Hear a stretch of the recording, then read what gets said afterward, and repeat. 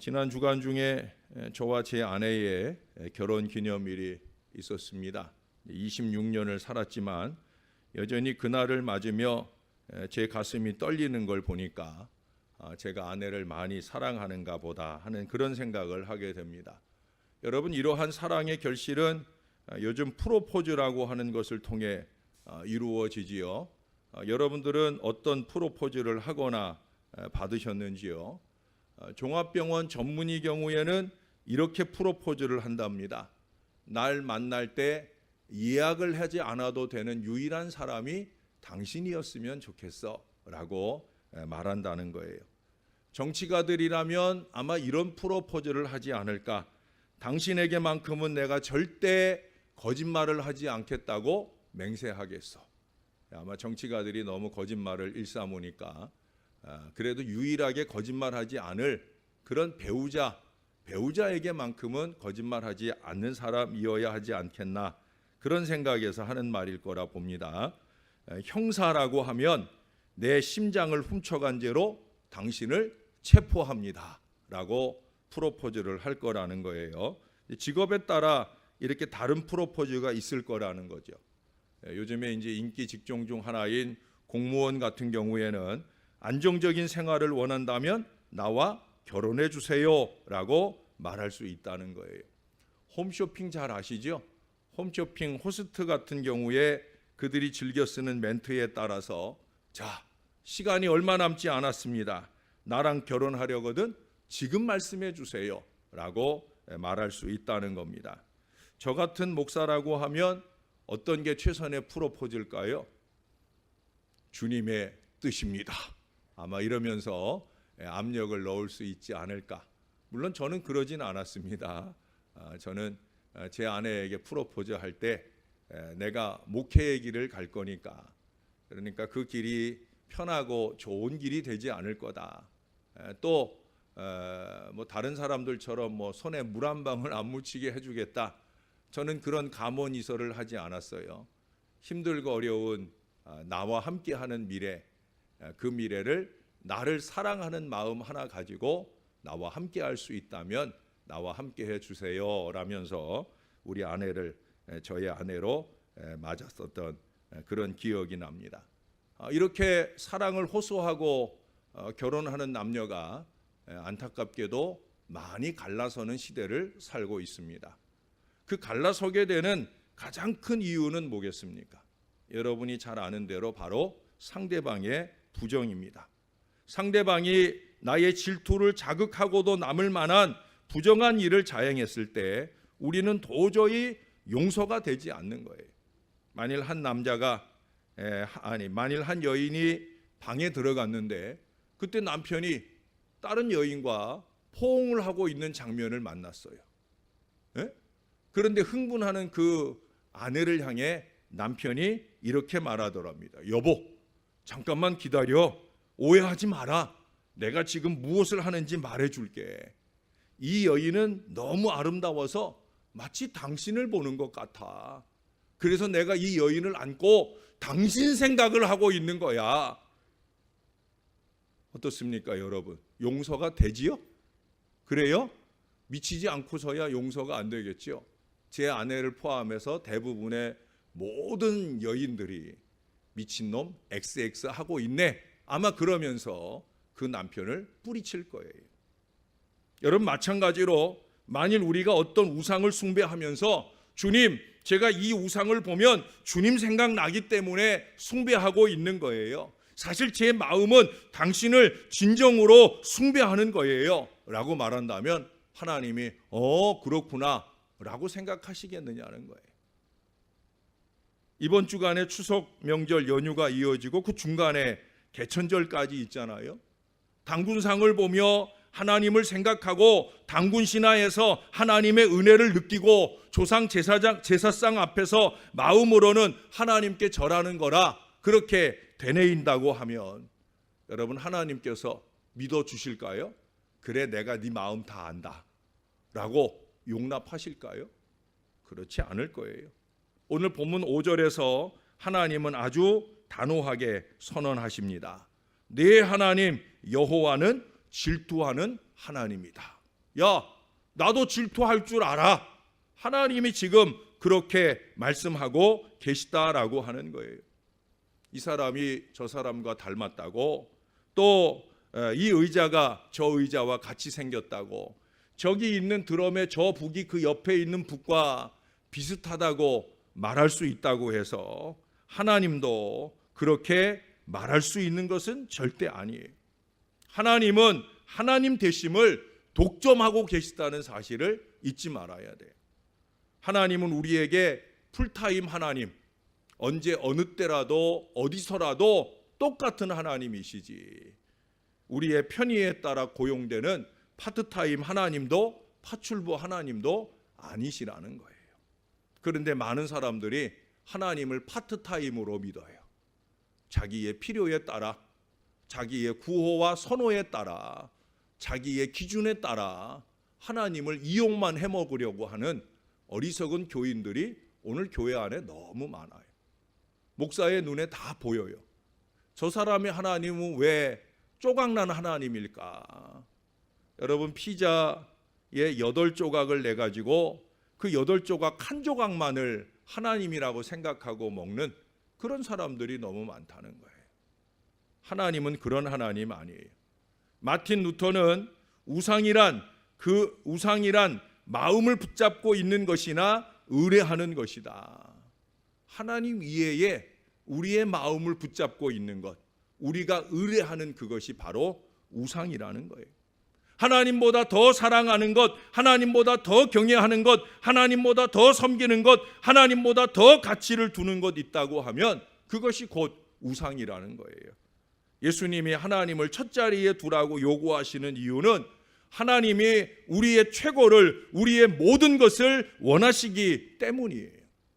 하나님의 마음을 누가 가장 잘 아셔요? 예수님이 가장 잘 아시죠.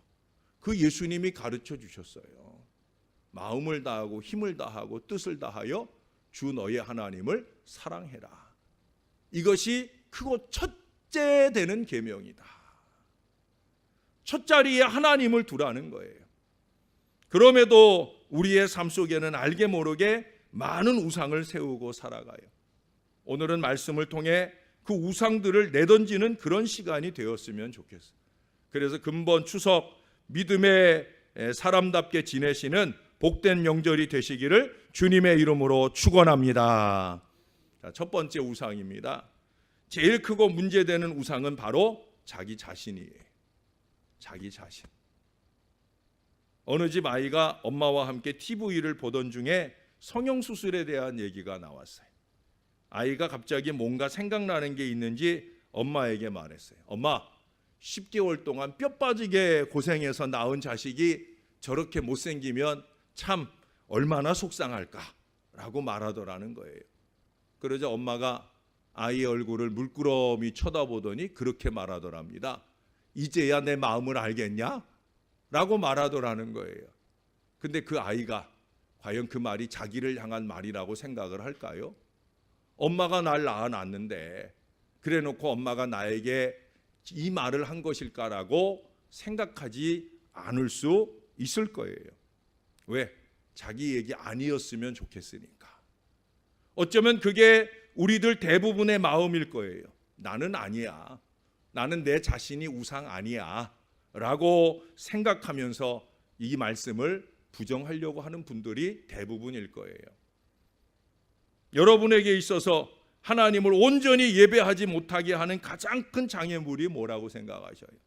게으름, 자만, 산만함, 욕망, 자기만족, 무관심, 이런 것들을 우선 꼽을 수 있을 거예요. 그렇지만 이것들 모두는 우리의 삶 전반에 퍼져 있는 우상 숭배라고 하는 죄에 뿌리를 두고 있습니다.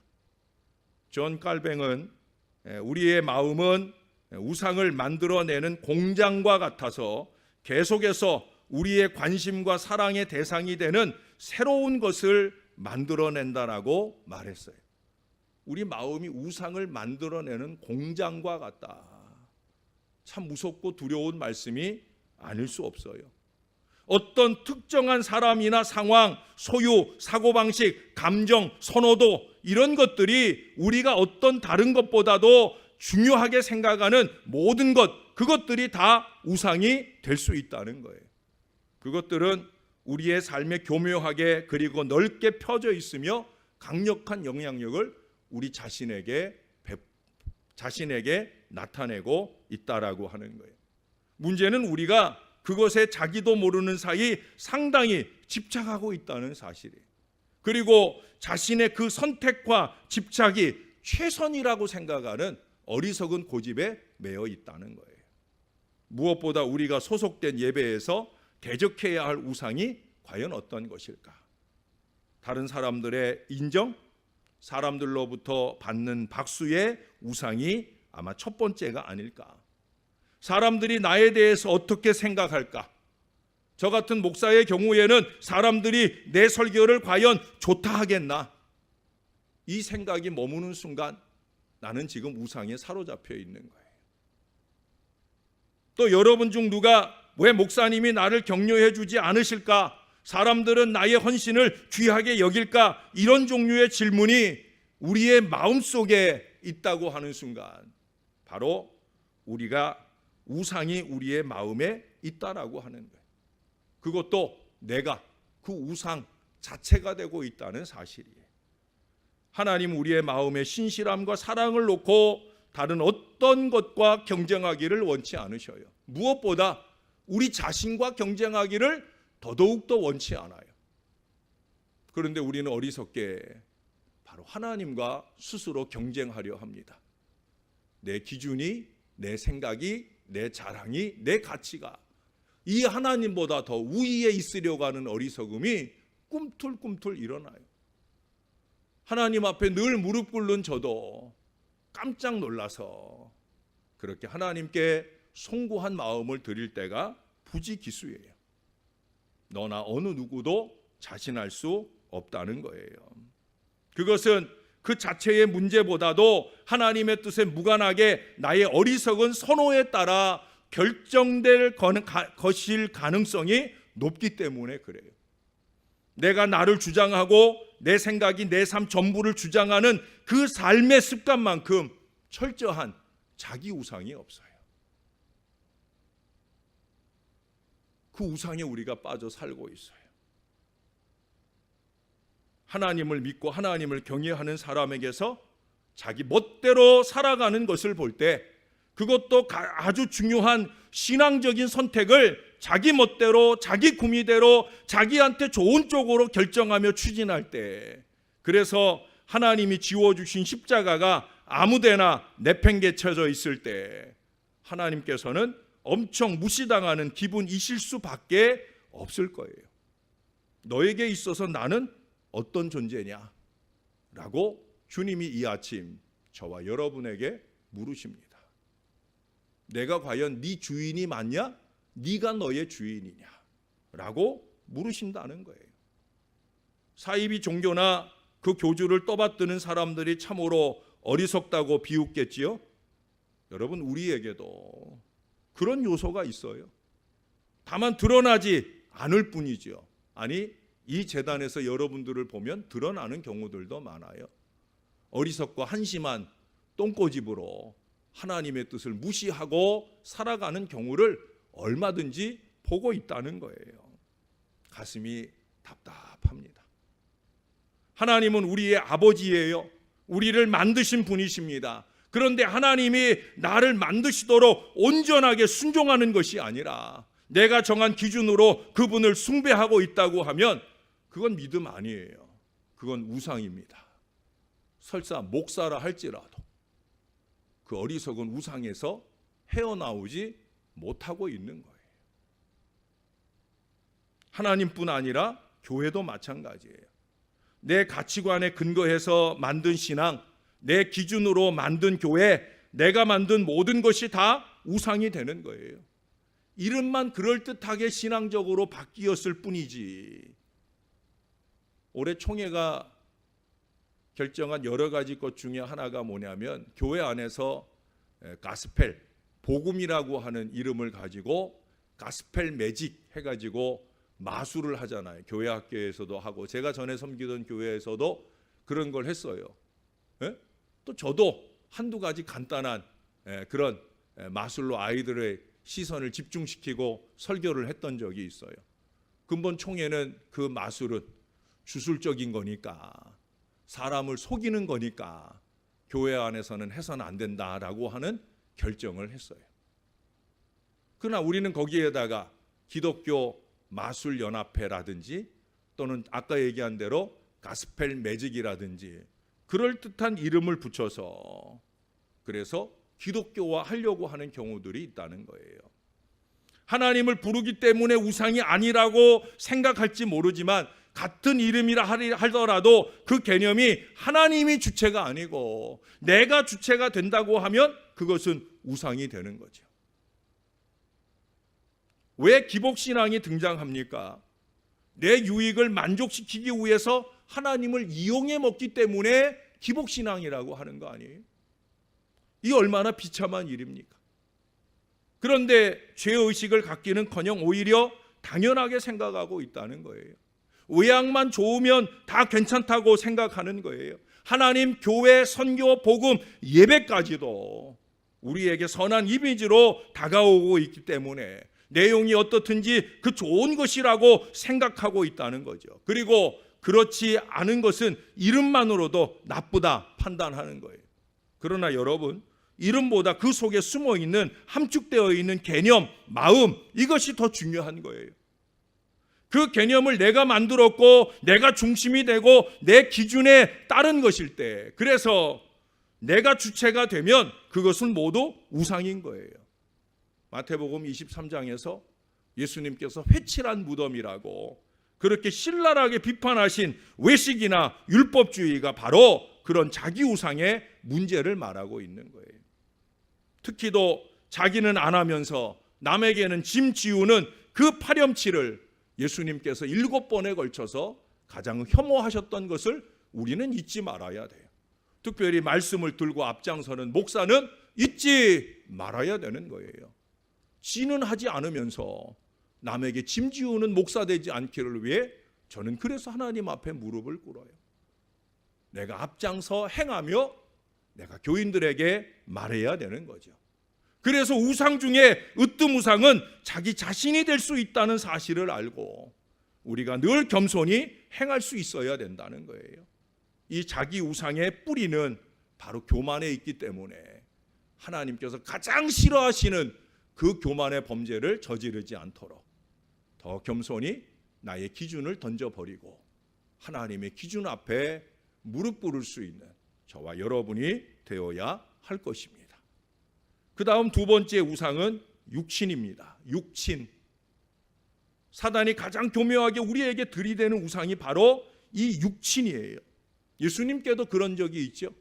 마태복음 12장에 보면 예수님의 어머니와 동생들이 오랜만에 인근에 오셨다는 예수님을 찾아와요. 얼마나 오랜만에 아들 예수의 소식인지, 형님, 오빠 예수의 소식인지 얼굴이라도 가서 좀 보고 한번 만나보자. 그래서 군에 가 있는 아들 면회하는 마음으로 그 아들을 찾아온 거예요. 육신의 정으로 찾아온 거예요. 예수님 주변에 다른 사람들도 예수님의 어머니와 형제들이 왔어요. 육신이 왔어요. 그 육신을 들이댑니다. 30년 가까이 오직 가족만을 위해 예수님 사셨어요. 공생의 3년보다 그 앞에 30년 10배나 많은 시간 아버지가 일찍 세상을 떠나고 어머니를 돕고 형제들을 돌보기 위해 30년 동안 온 마음과 정성으로 사셨던 예수님이셔요. 그러나 공생애를 시작하고 예수님은 그 가족에게 연연했던 마음을 싹 접었어요. 예수님께서는 그 육신보다 더 중요한 가치가 있기 때문이에요. 그게 뭐예요? 예수님 말씀하시죠? 내 하늘에 계신 내 아버지의 뜻대로 하는 자가 내 형제요 자매요 모친이니라. 육신의 기준이 아니라 그보다 더 중요한 기준이 있다는 말씀을 하셔요. 이게 뭐예요? 하늘에 계신 내 아버지의 뜻. 이것이 바로 우리 예수님의 기준이에요. 이 기준 이외의 그 어떤 것에도 마음을 뺏기지 않아요. 가풍도 중요합니다. 육신의 정도 중요합니다. 흔히 말하는 세상의 도리도 지켜야 할 것은 잘 지켜야지요. 저도 그런 거 잘 지켜요. 그러나 그 어떤 것도 하늘에 계신 내 아버지의 뜻, 이것에 어긋나는데도 불구하고 그것에 매여서 남편 따라서, 아내 따라서, 자식 따라서, 부모 따라서 가지 말아야 할 걸음을 가고 있다고 하면 그것은 아닌 거예요. 그것은 곧 우상이 되는 거예요. 내 남편을 우상으로 만들고 내 아내를 우상으로 만들고 자식이나 부모를 우상으로 만들어 가고 있는 거예요. 하늘에 계신 내 아버지의 뜻, 어떤 것도 이것에 어긋나는 일들에 우리의 마음을 빼앗겨서는 안 된다라고 하는 거예요. 여러분은 어떻게 보시는지 모르지만 저는 누구보다 가족을 중요하게 생각을 해요. 내 아내나 내 자식들 참 중요하게 생각하는 사람이에요. 우리 가족들도 그걸 알아요. 그럼 우리 가족들이 더 잘 아는 게 있어요. 그게 뭐냐? 자기들보다 우리 아빠에게, 우리 남편에게는 하늘에 계신 내 아버지의 뜻, 그것이 더 중요하다라는 걸 알아요.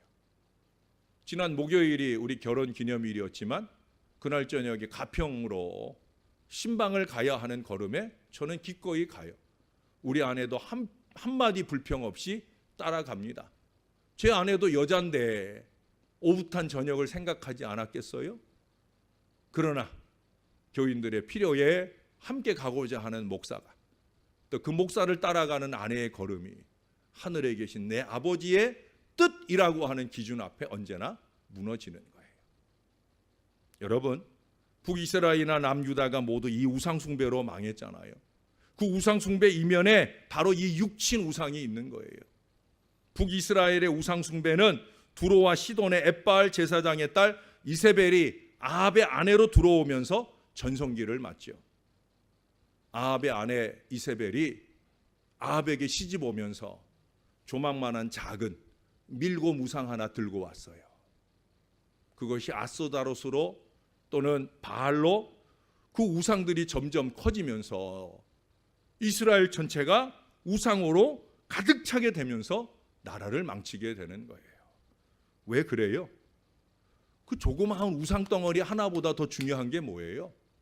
그 우상을 가져온 이세벨에게 마음을 빼앗긴 바로 아합이에요. 아합에게는 이세벨이 우상인 거예요. 아합에게 순간순간 하나님께서 그 대단한 선지자 엘리야를 통해서 도전하시잖아요. 그때마다 하나님의 말씀에 마음을 사로잡혀 가보려고 애쓰던 이 아합이 그 아내 이세벨만 딱 만나면 이세벨 우상의 강력함, 바로 그 강력함 앞에 힘을 뺏기고 말아요. 육신의 우상이 이렇게 무서운 거예요. 정말입니다. 아합은 대단한 선지자 엘리야를 만날 때마다 감동으로 변화하려는 노력들이 있었어요. 그러나 이세벨을 딱 만나면 그 육신 우상에 의해서 언제든지 뒤집어져요. 결국 그 집안이 다 비참하게 최후를 맞고 나라도 멸망의 길을 걸어가게 됩니다.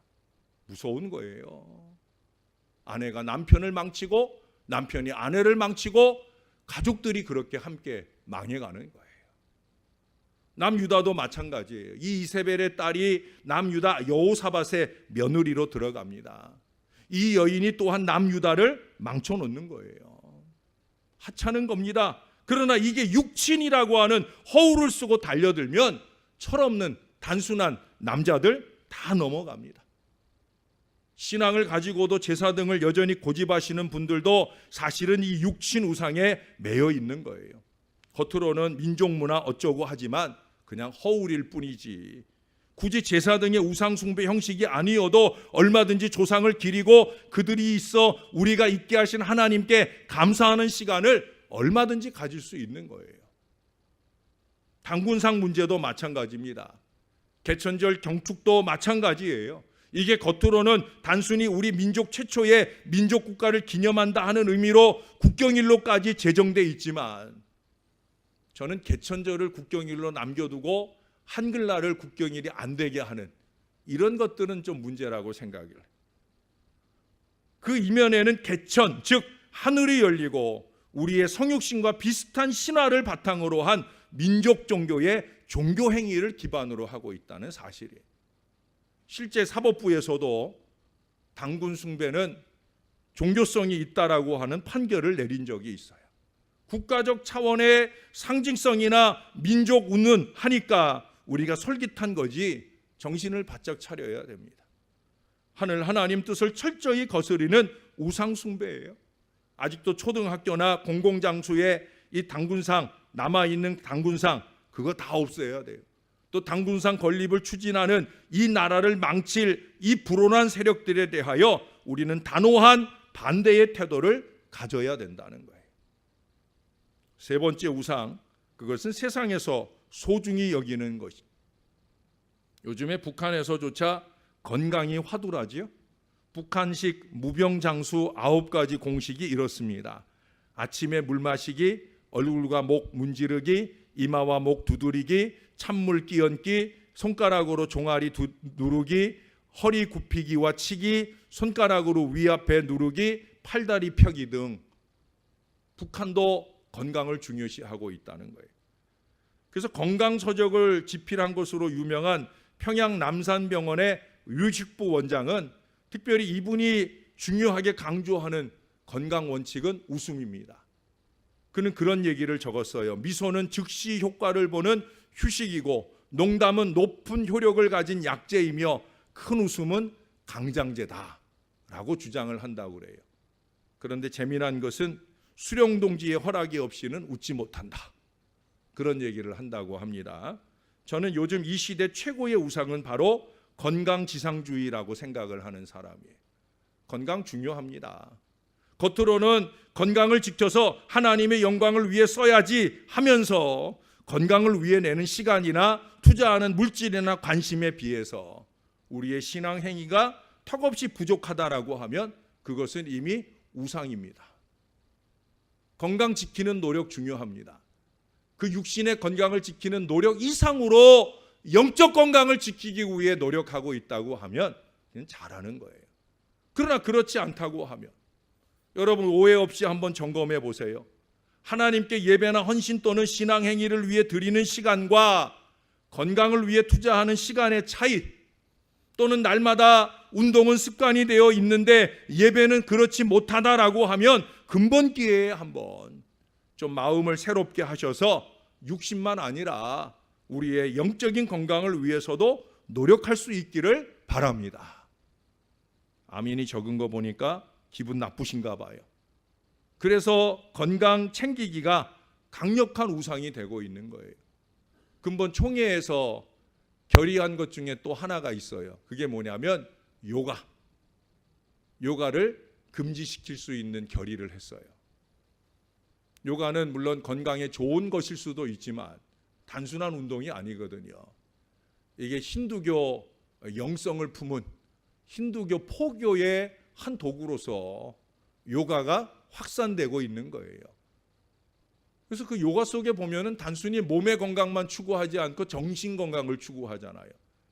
근데 그 요가가 몸과 정신 건강을 앞에 두고 바로 우리의 영혼을 좀먹고 있다는 그런 사실이에요. 그래서 근본에 우리 총회는 요가라든지 매직이라든지 또는 이 동성애 합헌 이런 의지들을 우리가 반대하는 그런 결의를 근본에 아주 강하게 했습니다.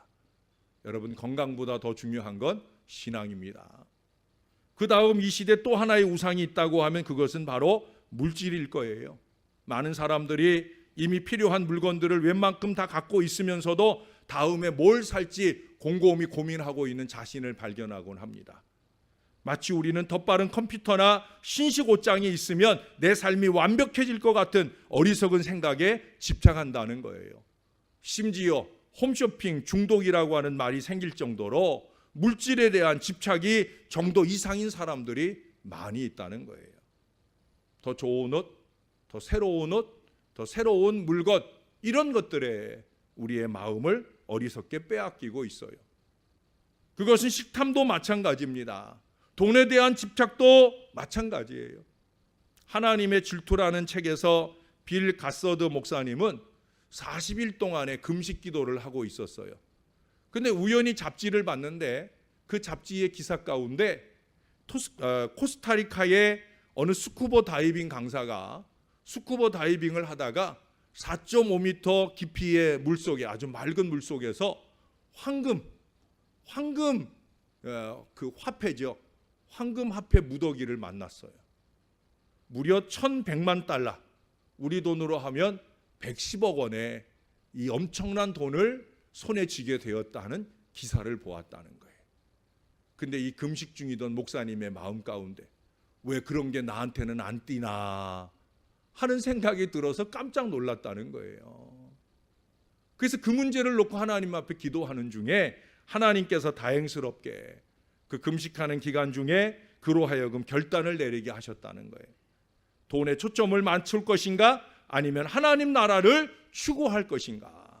다행히 목사님은 하나님께 온전하게 헌신하겠다라는 기도로 그 금식 기간을 은혜롭게 잘 마쳤다는 거예요.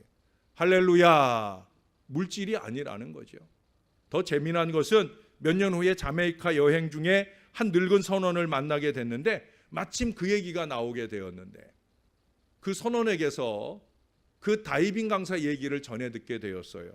요즘 그 양반 빈털터리에다 이혼한 상태고 건강도 좋지 않고 또한 잔뜩 의기소침해서 살고 있다.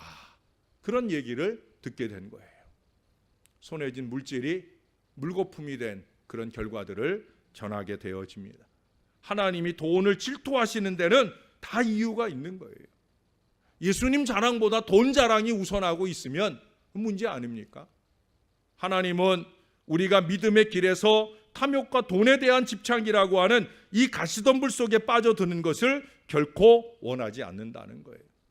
탐욕과 돈만 아니라 앞서 열거한 이 모든 우상의 덤불 속에서 힘쓰고 애쓸수록 우리는 더욱더 상처만 커지게 되어진다는 거예요.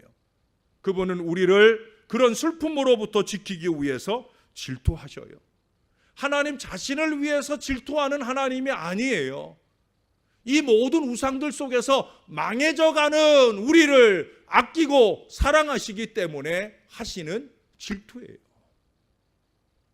이걸 알아야 돼요. 그 선하신 하나님이 질투하는 것은 우리의 유익을 위함이다. 그러나 우리는 더 이상 우리의 어리석은 집착으로 하나님을 질투하게 해서는 안 된다라는 사실을 상기해야 합니다. 우리에게는 하나님이 먼저입니다. 여러분들에게 하나님이 먼저 맞습니까? 그 마음을 삶으로 좀 표현해내며 살아야 돼요. 정말 하나님이 먼저인가? 나보다, 내 기준보다, 내 생각보다 정말 하나님이 먼저인가? 내 사랑하는 가족들도 중요하지만 그들보다 하나님이 먼저인가? 건강도 중요하고 물질도 중요하지만 그것보다 하나님이 먼저인가? 특별히 육신을 따라 즐거운 명절 연휴를 지내야 되는 저와 여러분, 정말 하나님이 먼저인가? 근본 추석 명절에는 더욱더 이 믿음의 지조를 지켜서 하나님 백성으로서 우리가 속한 모든 공동체에 만복을 선물할 수 있는 건강한 신앙인들이 다 되어 주시기를 예수님의 이름으로 간절히 축원합니다. 기도하겠습니다. 하나님, 하나님이 먼저입니다. 나 자신도 아니고 육신도 아니고 건강이나 물질도 아니고 하나님이 먼저입니다. 이 고백이 우리의 마음으로부터 삶의 실천까지 겸손히 이루어지게 하셔서 질투하시는 하나님이 아니라 자비와 은총의 하나님이 자선 만대로 우리 위에 복을 주시는 그 큰 은혜를 누리며 살게 하여 주시옵소서. 예수님의 이름으로 기도하옵나이다. 아멘.